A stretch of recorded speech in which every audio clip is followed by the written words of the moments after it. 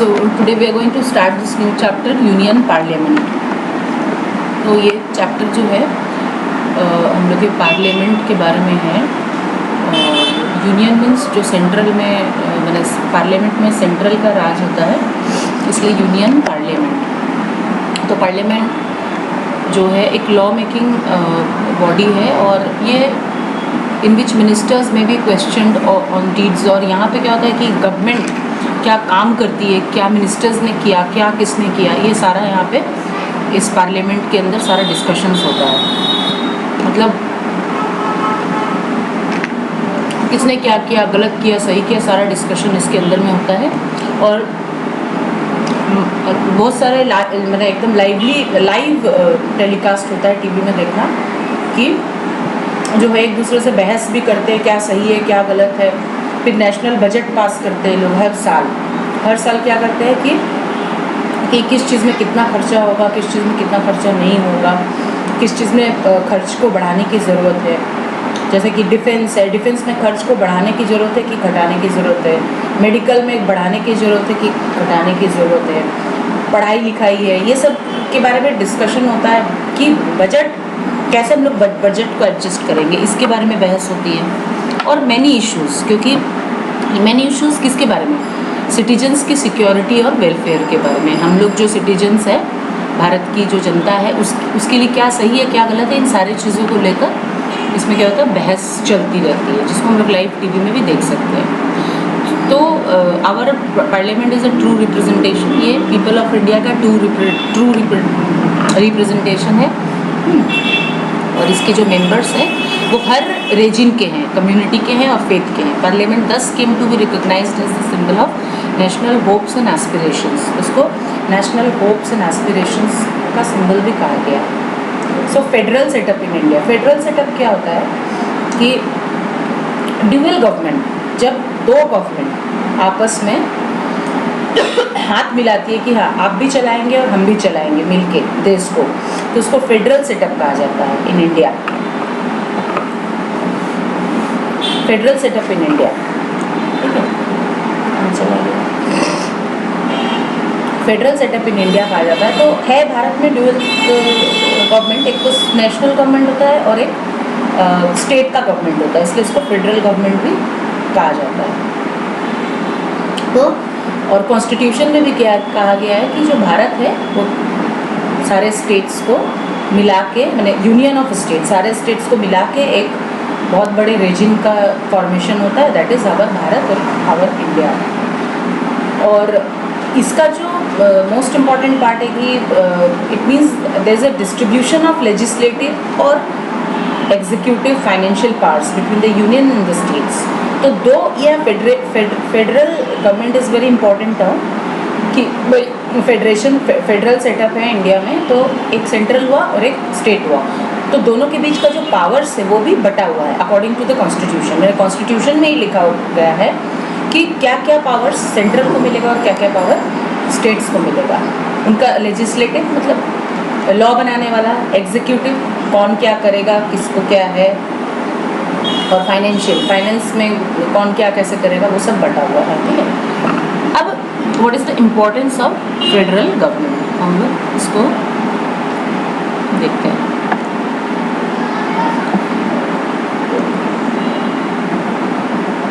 नीचे क्यों नहीं जा रहा है, अच्छा ठीक है, इतना ही है। तो फेडरल सेटअप का क्या मतलब हुआ, तो फेडरल सेटअप का क्या इम्पोर्टेंस है, ये इम्पोर्टेंस है कि देखो एक देश में जहाँ पे बहुत सारे रीजन्स होते हैं, बहुत सारे अलग अलग इस लैंग्वेजेस बोलने वाले लोग पाए जाते हैं, अलग अलग तरीके से जीने वाले लोग पाए जाते हैं, that means their language is different, their culture is different, their way of living is different. तो वहाँ पे अगर एक गवर्नमेंट रहेगा तो आपस में लड़ाई हो जाएगी, वो बोलेगा मेरा ऐसा नहीं हुआ, तो वो बोलेगा अरे मेरा ऐसा नहीं हुआ, ठीक है। तो इसको क्या किया गया, एक फेडरल सेटअप का गवर्नमेंट इंडिया में डाला गया, क्योंकि यहाँ बहुत तरह के लोग मतलब रहते थे शुरू से। तो फेडरल सेटअप में क्या हुआ कि जहाँ पर जिस लैंग्वेज को बोलने वाले लोग रहते हैं या their way of living is same, ठीक है, group of people their language is same, their way of living is same, their culture is same, तो उनको एक ग्रुप बना दिया गया, एक स्टेट में दे दिया गया, वहाँ एक गवर्नमेंट को बैठा दिया गया। सेम चीज़ दूसरे रीजन में देखा गया कि वहाँ का वे ऑफ लिविंग सेम है, वहाँ के लोग एक जैसे हैं, देयर स्पीकिंग और लैंग्वेज इज़ सेम, उनका रहन सहन एक है, तो उस हिसाब से अलग अलग जगहों को बांट दिया गया और अलग अलग जगहों में अलग अलग उसको बैठा दिया गया, मतलब गवर्नमेंट को बैठा दिया गया। ठीक है, तो चलो हम नेक्स्ट पेज में आ जाते हैं, और इसके बाद इसमें थोड़ा बहुत है, तुम पढ़ लेना इसमें। मैंने मेन जिस्ट तुमको बता दिया इसका, इम्पोर्टेंस ऑफ फेडरल सिस्टम का। तो इसमें नेक्स्ट है ड्रॉ करने के लिए,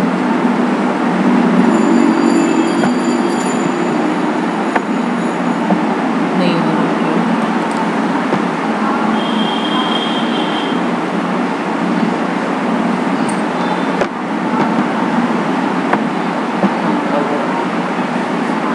तो ये देखो फेडरल फीचर्स ऑफ इंडिया।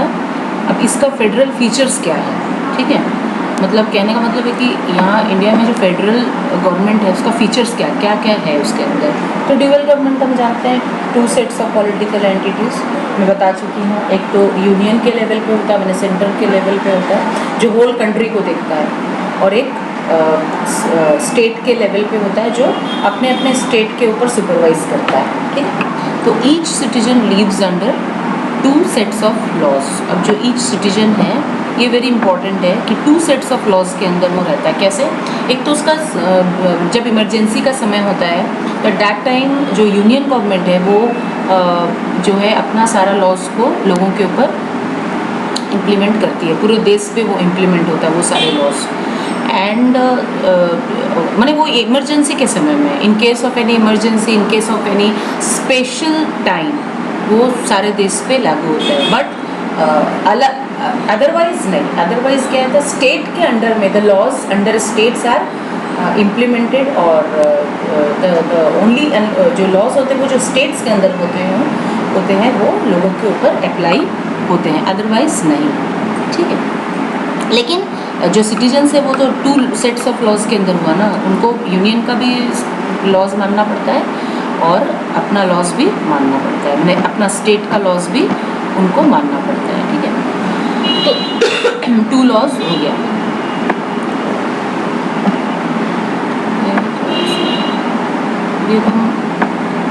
ये वाला दी हो PDF, उसको थोड़ा घुमाने में प्रॉब्लम होता है, देखो ये नीचे नहीं जा रहा है, उसको स्टॉप करना पड़ेगा।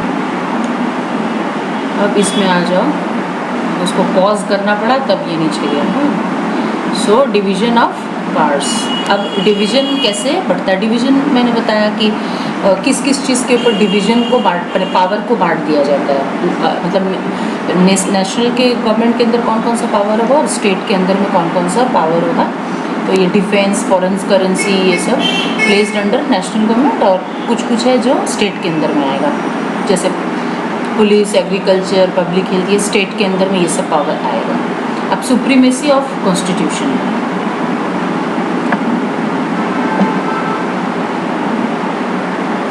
Supremacy of constitution. अब क्या है कि जो दोनों में से कोई भी गवर्नमेंट हो, वो ऐसा नहीं कि अपने आप अपना स्टेट का अपना गवर्नमेंट अपना लॉज बना लिया, यूनियन बोला मेरे अंडर में ये लॉज रहेगा, स्टेट बोला मेरे अंडर में ये लॉज रहेगा, ऐसा नहीं है। ये सारा लॉज जो है कॉन्स्टिट्यूशन में बना हुआ है, और जो यूनियन है उसको भी कॉन्स्टिट्यूशन से अपना लॉज को उठाना पड़ता है, और स्टेट को भी कॉन्स्टिट्यूशन से अपना लॉज को देखना पड़ता है कि मेरे अंडर में क्या क्या लॉज है।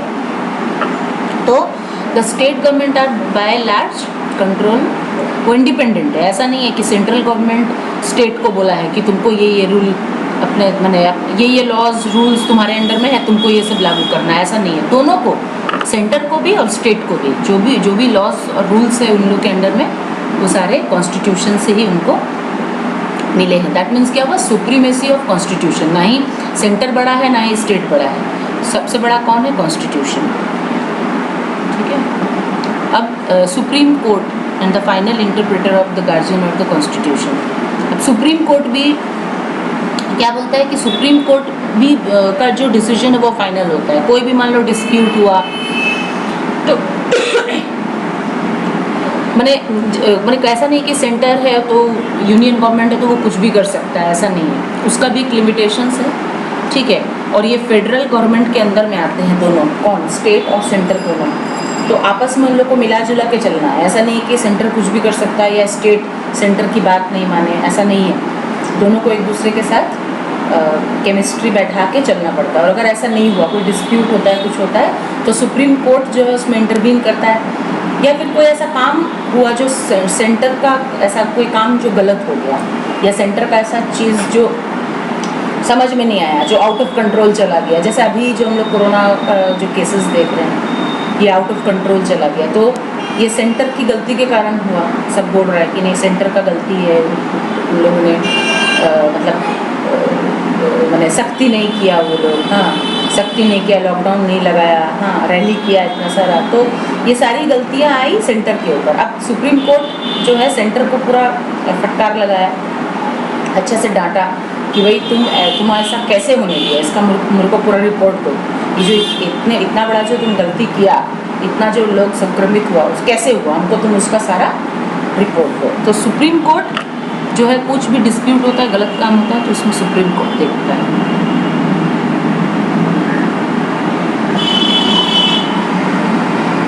तो supreme court is called the final interpreter, guardian of the constitution. Constitution का कोई भी रूल्स टूटेगा, कुछ होगा, तो उसको सुप्रीम कोर्ट उसका फाइनल देखता है कि क्या हुआ और क्या नहीं हुआ।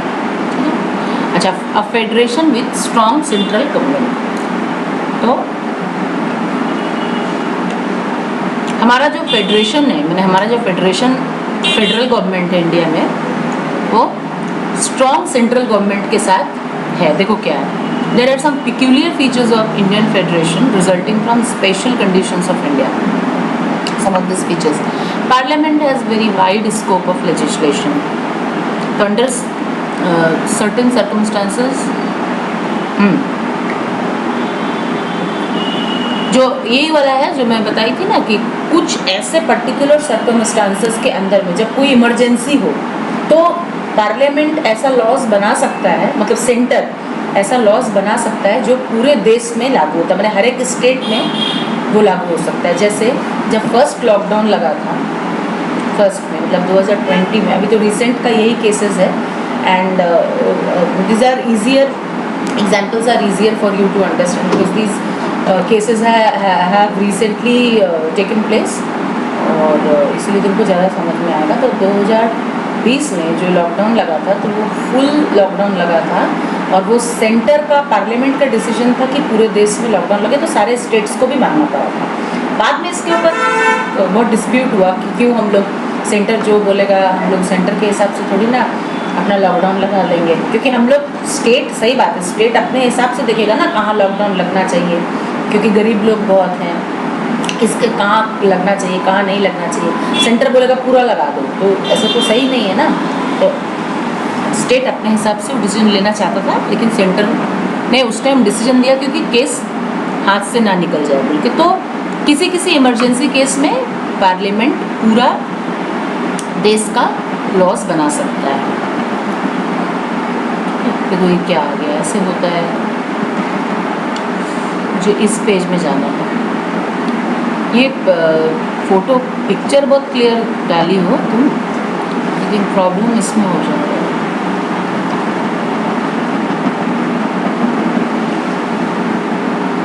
तो फर्स्ट वाला वो स्कोप, मैंने पार्लियामेंट का लॉज का जो है स्कोप, हाँ मैंने कहाँ तक वो लागू हो सकता है पार्लियामेंट में। Whatever laws they are making are applicable to what extent in the country. So in emergency cases, those laws are applicable to the whole country, right? In some emergency cases, not in all the cases, right? So first ये हुआ। Second, federal government का जो second feature है, first feature तो ये हुआ strong central government के साथ जो फेडरल गवर्नमेंट है इंडिया में, तो फर्स्ट फीचर तो ये हुआ उसका, फर्स्ट इम्पोर्टेंस या फिर फीचर। सेकंड क्या है, consequences of imposition of president's rule at the legislative assembly of the state may be dissolved or suspended. अब जो प्रेसिडेंट रूल, कभी कभी ऐसा होता है कि कुछ इमरजेंसी केसेस में प्रेसिडेंट जो है वो उसका रूल चलता है, प्रेसिडेंट का, मैंने वो भी सेंटर का ही हुआ, तो उसका रूल चलता है कि भाई ऐसा कुछ गलत यहाँ पे हुआ है इस स्टेट के अंदर, तो वहाँ का जो स्टेट गवर्नमेंट होता है उसको डिसॉल्व कर दिया जाता है, मैंने उसको गिरा दिया जाता है कि अब वो गवर्नमेंट नहीं है, उसको हम लोग रूल आउट करते हैं उस गवर्नमेंट को। And here the president rule is applicable now. President rule मतलब अब प्रेसिडेंट जो बोलेगा वही इस गवर्नमेंट में चलेगा जब तक कि दूसरा स्टेट गवर्नमेंट इलेक्शन होके बन नहीं जाता है तब तक के लिए। तो ये एक फीचर हुआ, और एक ये फीचर हुआ कि पार्लियामेंट कैन एल्टर देखो boundaries of states in order to form a new state. एक और बहुत मोस्ट इम्पॉर्टेंट चीज़ है कि कभी कभी क्या होता है एक स्टेट में झगड़ा होता है आपस में कि नहीं हमको, मान लो एक स्टेट है उसमें आपस में दो ग्रुप हैं, उनमें झगड़ा होता है कि नहीं हमको अपना अलग स्टेट चाहिए, वो बोलता है हमको अपना अलग स्टेट चाहिए।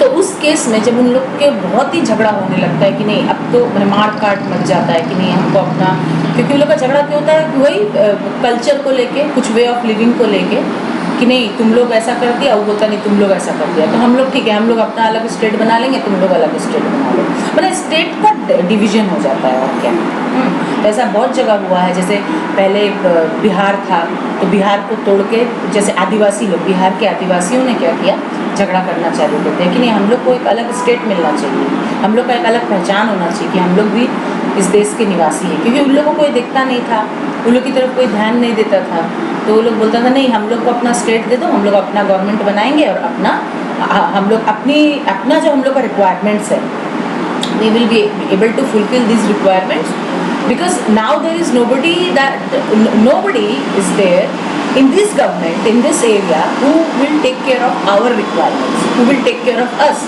So please give us our own state where we can choose our own government who will take care of our requirements. समझ में आया? वो गवर्नमेंट हम लोग का अपना रिक्वायरमेंट को फुलफिल करेगा।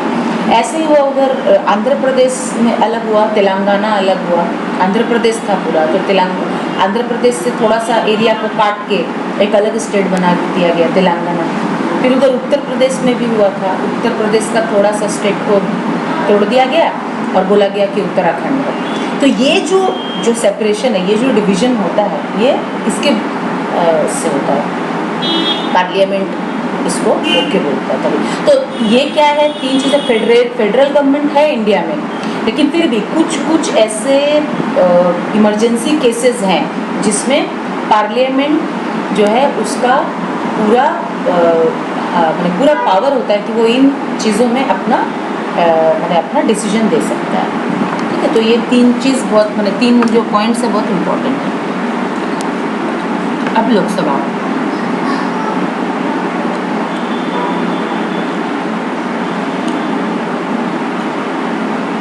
तो ये तो बता ही दी थी, I have sent you videos की, दो हाउसेस होते हैं उसके, राज्यसभा और लोकसभा। राज्यसभा बड़ा होता है, लोकसभा छोटा होता है।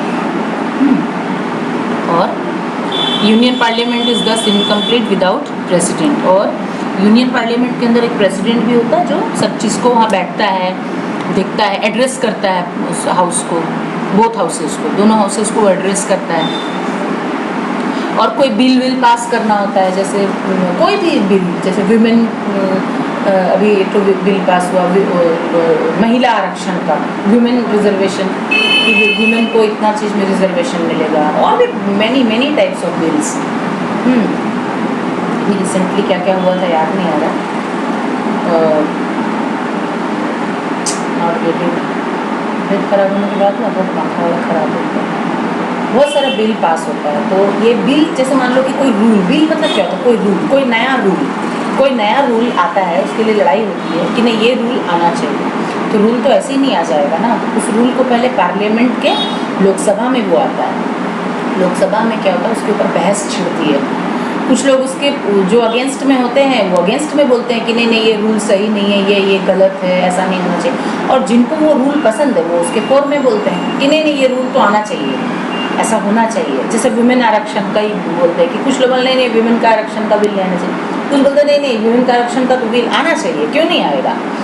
जब इसके ऊपर बहस हो जाती है तो उसके ऊपर फिर एक क्या होता है, एक उसके ऊपर वोटिंग होती है। तो जिसका वोटिंग ज़्यादा पड़ता आना चाहिए कि नहीं आना चाहिए, अगर आना चाहिए तो वो ज़्यादा पड़ता है तो लाता है, और अगर कम वोट पड़ता है तो उस बिल को वहीं पे कैंसिल कर दिया जाता है। तो जब बिल मान लो कि आ जाता है तो फिर उस बिल को राज्यसभा में ले जाया जाता है, और राज्यसभा में भी सब वोटिंग करते हैं, बहस करते हैं, उसके बाद उस बिल को पास कर दिया जाता है। अच्छा, term and duration of the house, ये टर्म एंड ड्यूरेशन तो हमको पता है 5 ईयर्स का होता है, ये तो इस पर मैं ज़्यादा नहीं जा रही हूँ। अच्छा, एक बार इसको स्टॉप करते हैं, देखते रिकॉर्ड हो भी रहा है कि नहीं ठीक से।